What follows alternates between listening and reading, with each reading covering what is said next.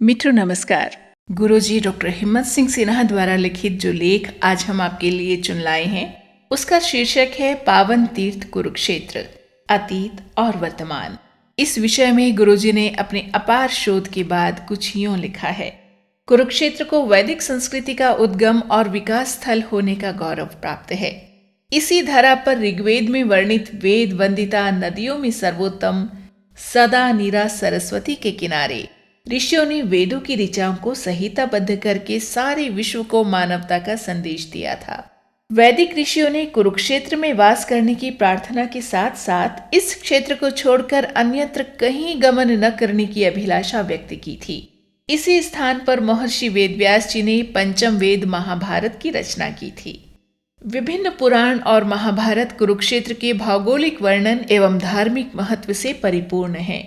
प्राचीन ग्रंथों में इस भूमि को कुरु राष्ट्र, कुरु जांगल और कुरुक्षेत्र आदि नामों से वर्णित किया गया है। हजारों वर्षों से भारतीय चिंतनधारा को झंकृत करने वाली इस पवित्र स्थली का भूत अत्यंत गौरवशाली रहा है। इस समस्त भूतल पर 3 पावन स्थल ऐसे हैं जिनकी प्राचीनता का अनुमान लगाना बहुत कठिन है। वे हैं काशी, कुरुक्षेत्र और यरूशलेम।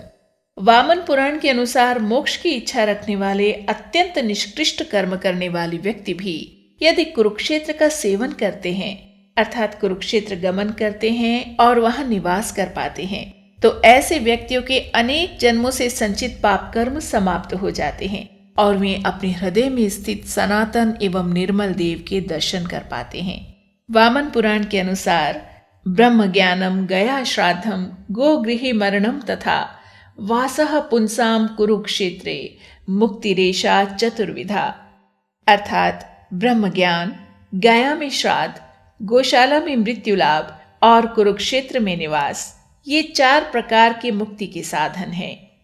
वहां ये भी कहा गया है कि जो व्यक्ति ये उच्चारण करता है कि कुरुक्षेत्रम गमिष्यामि कुरुक्षेत्रे वसाम्यहम य एवं सततम ब्रूयात् सर्व पापैः प्रमुच्यते, वह सब पापों से मुक्त हो जाता है। महाभारत, मत्स्य पुराण और पद्म पुराण में कहा गया है कि पृथ्वी पर नैमिष तीर्थ तथा अंतरिक्ष तीर्थ श्रेष्ठ हैं, किंतु तीनों लोकों में तो कुरुक्षेत्र ही सर्वश्रेष्ठ है। वामन पुराण के अनुसार जो व्यक्ति कुरुक्षेत्र में यज्ञ करेंगे वे पाप रहित होकर पुण्य लोकों को प्राप्त करेंगे। महाभारत के अनुसार कुरुक्षेत्र के मध्य में सूर्य उपासकों का देव यजन स्थान है।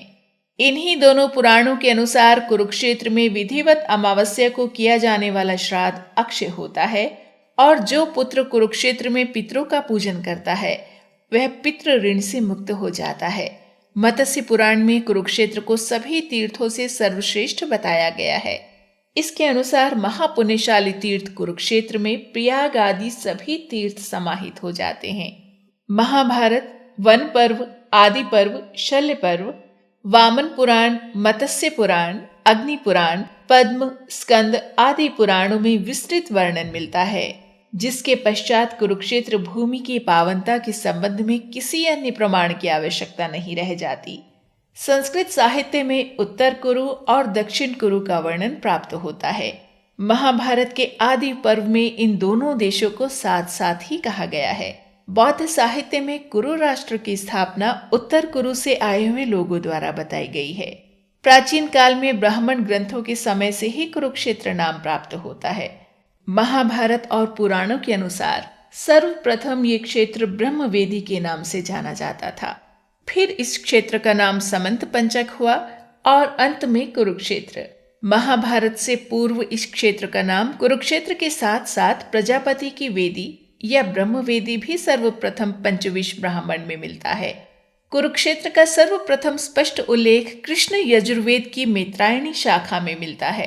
ऋग्वैदिक साक्ष्यों के अनुसार आर्यों की प्रमुख जातियां भरत एवं कुरु इसी भूमि से संबंधित हैं। इन्हीं दोनों जातियों के सम्मिश्रण से कुरु नामक जाति का आविर्भाव हुआ। कुरुओं के इस स्थान पर निवास करने के कारण ये स्थान कुरुक्षेत्र के नाम से विख्यात हुआ। वैदिक और पौराणिक साहित्य में इस भूमि से जुड़ी अनेक कथाओं तथा आख्यानों का विशद वर्णन मिलता है, जिसमें शरणावत सरोवर के निकट महर्षि दधीची द्वारा दानवों को मारने के लिए अस्थियां दान करने का प्रसंग, स्वर्ग की अप्सरा उर्वशी का पुरुरवा से पुनर्मिलन, परशुराम द्वारा अत्याचारी क्षत्रियों के रक्त से 5 कुंड भरने की कथा, महाराज गुरु द्वारा इस भूमि में अपना शरीर दान करके धर्म का बीज बोने की कथा, जिसके कारण ये भूमि धर्म क्षेत्र कहलाई, आदि कई आख्यान बहुत प्रसिद्ध हैं। महाभारत पूर्व के प्राचीन ग्रंथों में समंत पंचक का नामोल्लेख कहीं भी नहीं है। महाभारत और पुराणों में प्रसिद्ध इन 2 नामों के आधार निश्चित रूप से ब्राह्मण ग्रंथ रहे हैं। इसी विषय में अपनी और गहन साधना के तहत शोध करने के उपरांत गुरुजी ने लिखा है, ब्राह्मण ग्रंथ आरण्यक, उपनिषद, धर्मसूत्र तथा श्रोत सूत्रों में भी कुरुक्षेत्र एक देवयज्ञ भूमि के रूप में प्रसिद्ध रहा है। वामन पुराण में ब्रह्मा की 5 वेदियां अर्थात वैदिक संस्कृति के 5 प्रमुख केंद्र बताए गए हैं, जहां से वैदिक संस्कृति सारे उपमहाद्वीप में प्रसारित हुई। उनमें कुरुक्षेत्र उत्तर वेदी है। कुरुक्षेत्र का एक अन्य नाम समंत पंचक भी था। महाभारत आदि पर्व में वर्णित कथा के अनुसार परशुराम ने अपने पिता की हत्या के प्रतिशोध स्वरूप क्षत्रियों के रक्त से 5 हृद को भर दिया। पितरों के आशीर्वचनों से ये 5 हृद तीर्थ रूप में परिवर्तित हो गए। इन्हीं हृदों के समीप का प्रदेश समंत पंचक कहलाया। महाभारत तथा पुराणों में उत्तर वेदी और समंत पंचक को एक ही क्षेत्र कहा गया है। महाभारत में कौरवों और पांडवों के युद्ध को समंत पंचक में लड़ा बताया गया है। अतः इसमें कोई भी संदेह नहीं कि समंत पंचक क्षेत्र ही कुरुक्षेत्र था। कुरुक्षेत्र का वर्तमान नाम महाराजा कुरु से संबंधित है। शल्य पर्व, आदि पर्व और वामन पुराण सरोवर में वर्णन के अनुसार कुरु के नाम से इस क्षेत्र का नाम कुरुक्षेत्र पड़ा। राज्यभार ग्रहण करने के पश्चात कुरु ने कीर्ति हेतु पृथ्वी पर भ्रमण करना आरंभ किया। भ्रमण करते हुए जब वे समंत पंचक पहुंचे तो कुरु ने उस क्षेत्र को महाफलदायी बनाने का और वहां पर कृषि कार्य करने का निश्चय किया। तत्पश्चात राजा कुरु ने सोने के हल से कृषि कार्य किया। राजा कुरु को अनेक वर्षों तक कृषि कार्य में प्रवृत्त देखकर विष्णु ने उनकी परीक्षा ली। परीक्षा में सफल होने पर श्री हरि विष्णु ने प्रसन्न होकर कुरु को वर मांगने के लिए कहा। इस पर कुरु ने कुरुक्षेत्र धर्म क्षेत्र कहलाए ऐसा वर मांगा, जिसको श्री हरि विष्णु ने सहर्ष स्वीकार कर तथास्तु कहा। उसी समय से कुरु द्वारा कृष्ट होने के कारण ये क्षेत्र कुरुक्षेत्र के नाम से प्रख्यात हुआ। ये वर्णन मिलता है शल्य पर्व में। प्राचीन ग्रंथों के अनुसार विभिन्न कालों में कुरुक्षेत्र की सीमा बदलती रही है। महाभारत में कुरुक्षेत्र को दृष्टद्युति एवं सरस्वती नदी के मध्य का क्षेत्र कहा गया है। मनु ने इस क्षेत्र को ब्रह्मवर्त देश कहा है, परंतु वास्तव में कुरुक्षेत्र और ब्रह्मवर्त एक ही हैं। ब्रह्मा की वेदी होने के कारण कुरुक्षेत्र ब्रह्मर्षि देश भी कहलाता था। वैदिक संस्कृति का उद्गम स्थान होने और ब्रह्मा की प्रथम वेदी जहां विश्व का सबसे प्रथम यज्ञ हुआ था होने के कारण कुरुक्षेत्र वैदिक काल से ही एक अति पावन तीर्थ के रूप में प्रसिद्ध रहा है।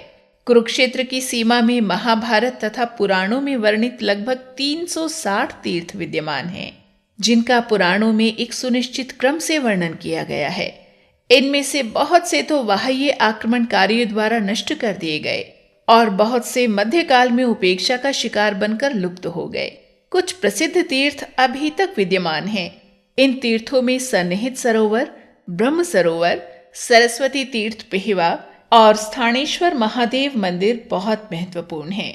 महाभारत से जुड़े अनेक तीर्थों में ज्योतिसर, जहां भगवान कृष्ण ने विषादग्रस्त अर्जुन को गीता का दिव्य ज्ञान दिया था, तथा नरकातारी, जहां बाणों की शैया पर लेटे भीष्म पितामह को अर्जुन ने भूमि से बाण मारकर जलधारा प्रकट की थी, अति महत्वपूर्ण है।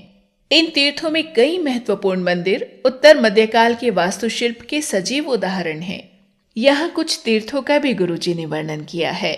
सबसे पहले वर्णित है दधीची सारस्वत तीर्थ।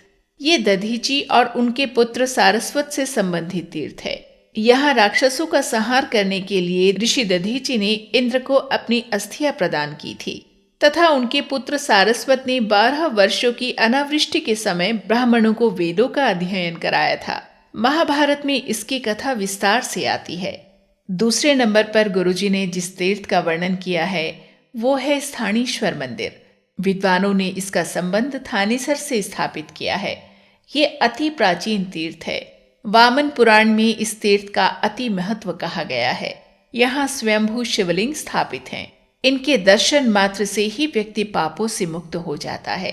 गुरुजी डॉक्टर हिम्मत सिंह सिन्हा ने अब जिस तीर्थ का वर्णन किया है वो है सन्निहित सरोवर। ये कुरुक्षेत्र के अति प्रसिद्ध तीर्थों में से एक और सर्वाधिक प्राचीन तीर्थ है, जहाँ पर अमावस को एक बड़ा मेला लगता है, जिसमें सिख श्रद्धालु भी बहुत बड़ी मात्रा में स्नान के लिए आते हैं। इसके किनारे सिखों के 6वें गुरु श्री हरगोबिंद जी का भव्य ऐतिहासिक गुरुद्वारा स्थापित है। वामन पुराण की एक कथा के अनुसार शिव ने ऋषियों को कहा कि वे इस तीर्थ में लिंग की स्थापना करें, किंतु ऋषि लोग लिंग को हिलाने में भी समर्थ न हो सके। अतः शिव ने कृपा कर स्वयं ही इस सरोवर में लिंग की स्थापना की। वामन पुराण के इस वर्णन से प्रतीत होता है कि प्राचीन काल में सन्निहित सरोवर बहुत विशाल था और स्थाणु तीर्थ भी इसमें समाहित था। पुराणों के अनुसार ब्रह्मा जी की उत्पत्ति इसी सरोवर से हुई। पृथ्वी पर जितने भी तीर्थ, नदी, तड़ाग आदि हैं, वे प्रत्येक अमावस को सन्निहित सरोवर में निस्संदेह आते हैं। गुरुजी डॉक्टर हिम्मत सिंह सिन्हा ने अब जिस तीर्थ को यहाँ सम्मिलित किया है वो है सदा नीरा सरस्वती। सरस्वती नदी ऋग्वेद की सबसे मुख्य नदी मानी जाती है। ये नदी सभी नदियों में सबसे अधिक शक्तिशाली और वेगवान है। ये नदी अपनी बलशाली लहरों से पर्वतों के शिखरों को मृणाल के समान तोड़ डालती है। इसको नदियों में सर्वश्रेष्ठ कहा है। इस नदी की अनेक प्रकार से स्तुति की गई है। कुरुक्षेत्र में बहने वाली सरस्वती नदी प्रतीचि तथा प्राची दोनों नामों से स्मरण की जाती थी। तांडे महाब्राह्मण में सरस्वती को पश्चिम की ओर बहने वाली कहा गया है। जो नदी पेहवा से होकर जाती है वह प्राची सरस्वती है। यद्यपि विख्यात महाभारत युद्ध से बहुत पहले ही इस क्षेत्र की आध्यात्मिक प्रसिद्धि दूर दूर तक फैल चुकी थी, परंतु इस विनाशकारी युद्ध में मोहग्रस्त अर्जुन को निमित्त बनाकर भगवान श्री कृष्ण ने श्रीमद्भगवत गीता के दिव्य तथा अलौकिक संदेश से मानव को कर्तव्य परायण तथा स्वधर्म पालन का बोध कराया था, जिसके कारण ये स्थान जन जन के लिए श्रद्धा और आस्था का अद्भुत केंद्र बन गया। श्रीमद्भगवत गीता का प्रतिपाद्य विषय धर्म है। गीता का आरंभ भी धर्म से होता है। धर्म क्षेत्रे कुरुक्षेत्रे। अपना उपदेश भी भगवान कृष्ण धर्म के साथ ही समाप्त करते हैं। वो कहते हैं, हे अर्जुन, जो व्यक्ति इस धर्म में हम दोनों के संवाद रूप शास्त्र को पढ़ेगा, उसके द्वारा मैं ज्ञान यज्ञ से पूर्ण होऊंगा, ऐसा मेरा मत है। अतः ये धर्म का बोध कराने वाला ग्रंथ है। अधिकांश प्राणी धर्म के विषय में सुमड़ चेता हैं। उन्हें जीवन भर पता ही नहीं चल पाता कि मेरा क्या धर्म है, अर्थात संसार में तथा संग्राम में तथा जीवन के समरांग में मुझे क्या करना चाहिए। जिसको धर्म का विवेक नहीं वो तो पशु के समान है। अतः गीता धर्म का बोध करा के मनुष्य को मानवता में प्रतिष्ठित करने वाला ग्रंथ है। हर वर्ष मार्गशीर्ष माह की शुक्ल पक्ष की एकादशी को गीता जयंती का अति भव्य उत्सव मनाया जाता है, जिसमें सारे देश से विद्वजन, गीता ज्ञान मर्मज्ञ तथा कलाकार भाग लेते हैं। अब भारत सरकार ने इसको एक अंतर्राष्ट्रीय रूप दिया है।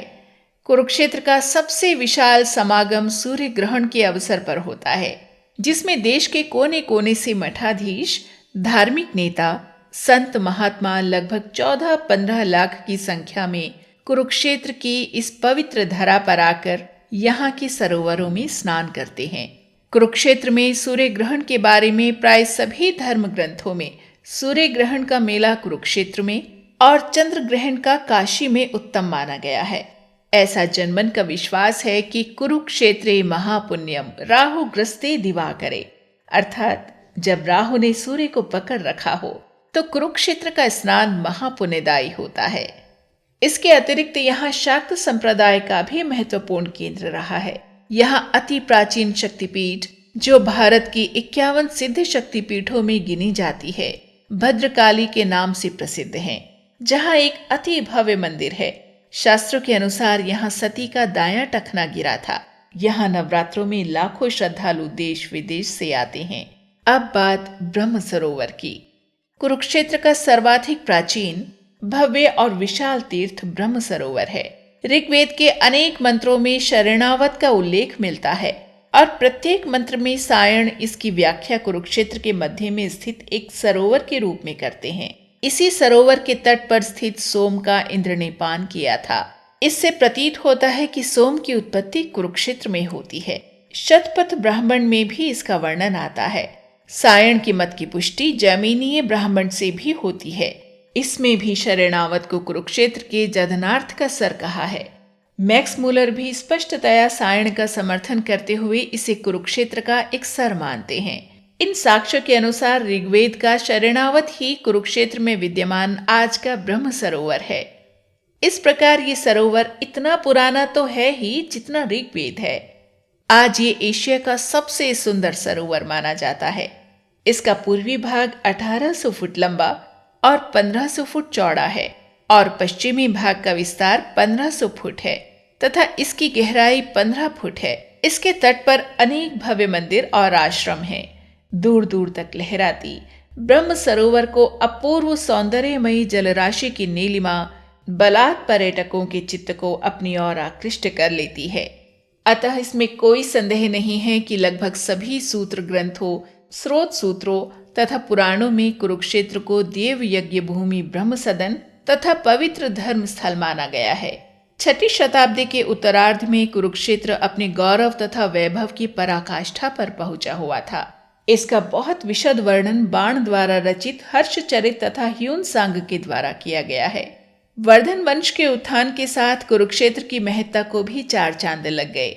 उस समय इस प्रदेश का नाम श्रीकंठ जनपद था, जिसकी राजधानी स्थानेश्वर थी, जो वर्तमान में थानेसर के नाम से जाना जाता है। वर्धनों का साम्राज्य उत्तर में पंजाब से लेकर दक्षिण में मरु प्रदेश तक और पूर्व में यमुना तक फैला हुआ था। इस वंश के महान शक्तिशाली सम्राट हर्षवर्धन 605 ईस्वी में राजगद्दी पर बैठे। उन्होंने अपने राज्य का विस्तार बंगाल और आसाम तथा नर्मदा तक किया, परंतु अपनी राजधानी कन्नौज को बना लिया। हर्ष के शासन प्रबंध के विषय में हमें सर्वाधिक सामग्री चीनी यात्री ह्यून सांग के यात्रा के विवरणों से प्राप्त होती है, जो 8 वर्ष हर्ष के राज्य में रहा। उसने हर्षवर्धन के राज्य की भूरी भूरी प्रशंसा की है। बाणभट्ट ने भी कुरुक्षेत्र का बड़ा मनोहर चित्र खींचा है। उनके अनुसार यहाँ शास्त्रोपजीवी, गायक, विद्यार्थी, शिल्पी, व्यापारी, बौद्ध, भिक्षु आदि स्वतंत्रता से विचरण करते थे। ये नगर धन धान्य से युक्त था और सभी लोग सुखी थे। सम्राट हर्ष की आंखें मूंदते ही उसका विशाल साम्राज्य बालू की दीवार की भांति ढह गया। चारों ओर बड़ी भीषण अराजकता फैल गई। कई शक्तियां राजनैतिक सत्ता हथियाने के लिए मैदान में कूद पड़ी और साम्राज्य छोटे छोटे गणराज्यों में बंट गया। इसके कुछ समय पश्चात पश्चिम दिशा से आक्रमण आरंभ हो गए, जिनको रोक पाने की शक्ति किसी गणराज्य में न थी। इन आक्रमणकारियों ने कुरुक्षेत्र को खूब लूटा। महमूद गजनवी का तो उद्देश्य ही धन प्राप्त करना था। उसने कई बार आक्रमण करके कुरुक्षेत्र के प्राचीन मंदिरों को ध्वस्त किया। अन्य आक्रमणकारियों ने भी इस नगर को लूटा। कुरुक्षेत्र को मुगलों के भी अनेक आक्रमण सहने पड़े और इसका पतन ही होता चला गया। 19वीं शताब्दी तक आते आते कुरुक्षेत्र खंडरों का उजड़ा हुआ एक गांव बनकर रह गया। सर्वत्र निर्धनता छाई हुई थी। यातायात के भी उचित साधन उपलब्ध न होने के कारण यात्रियों को बड़े खतरे और कठिनाइयों का सामना करना पड़ता था। 20वीं शताब्दी के उत्तरार्ध में इन प्राचीन तीर्थों के भाग्य जागे। 1968 में भारत के पूर्व प्रधानमंत्री भारत रत्न श्री गुलजारी लाल नंदा कुरुक्षेत्र पधारे। उन्होंने देखा कि जो श्रद्धालु किसी पर्व पर यहाँ आते थे, उन्हें पवित्र तालाबों में दुर्गंध युक्त जल से ही काम चलाना पड़ता था। कई बार तो ऐसा होता था कि तालाबों में पानी ही नहीं मिलता था। तीर्थों की ये दुर्दशा देखकर उनकी आंखों में अश्रु आए। उन्होंने बड़ी श्रद्धा से कीचड़ ही उठाई, माथे पर लगाई और प्रण किया कि वो कुरुक्षेत्र को अपनी कर्म भूमि बनाकर तीर्थों की दिव्यावस्था को सुधारेंगे। इस दृष्टि से 1 अगस्त 1968 को कुरुक्षेत्र विकास बोर्ड का गठन किया गया। सबसे पहले 2 करोड़ रुपया लगाकर ब्रह्म सरोवर का जीर्णोद्धार तथा सौंदर्यीकरण कराया गया। आज ये सरोवर देश विदेश से आने वाले हजारों यात्रियों तथा पर्यटकों का आकर्षण केंद्र बन गया है, क्योंकि इससे अधिक सुंदर सरोवर सारे एशिया में नहीं है। इसके उत्तर तट पर भव्य मंदिरों तथा आश्रमों की एक श्रृंखला खड़ी हो गई है, जिनमें हजारों यात्री प्रतिदिन आते हैं। अब यहाँ श्री कृष्ण संग्रहालय, पैनोरमा विज्ञान केंद्र, कल्पना चावला तारामंडल, हरियाणा की लोक संस्कृति को दर्शाने वाला धरोहर संग्रहालय ऐसे स्थल बन गए जहां वर्ष में कई लाख दर्शक, पर्यटक तथा यात्री इनसे ज्ञान का लाभ उठाने आते हैं। शिक्षा का तो बहुत बड़ा केंद्र बनकर उभरा है, जहां हरियाणा की सबसे पहली यूनिवर्सिटी तथा अनेक महाविद्यालय हैं। सरकारी आयुर्वेदिक महाविद्यालय भी भारत रत्न नंदा जी की ही देन है, जिसे अब राष्ट्रीय आयुर्वेदिक यूनिवर्सिटी बनाया जा रहा है। अब सभी तीर्थों के विकास की दृष्टि से भारत सरकार के संस्कृति मंत्रालय ने इसको श्री कृष्ण सर्किट में सम्मिलित किया है और अंतर्राष्ट्रीय गीता अनुसंधान केंद्र की भी स्थापना की है, जिस पर करोड़ों रुपया खर्च किया जा रहा है। कुरुक्षेत्र अपने पुराने गौरव और अपनी खोई हुई कीर्ति को पुनः प्राप्त करने के लिए विश्व पटल पर उभर कर आ रहा है। शीघ्र ही ये विश्व का एक प्रमुख पर्यटक स्थल बन जाएगा, जहां से पुनः वेदों की ऋचाएं और गीता का दिव्य संदेश दुनिया भर में गूंजेगा।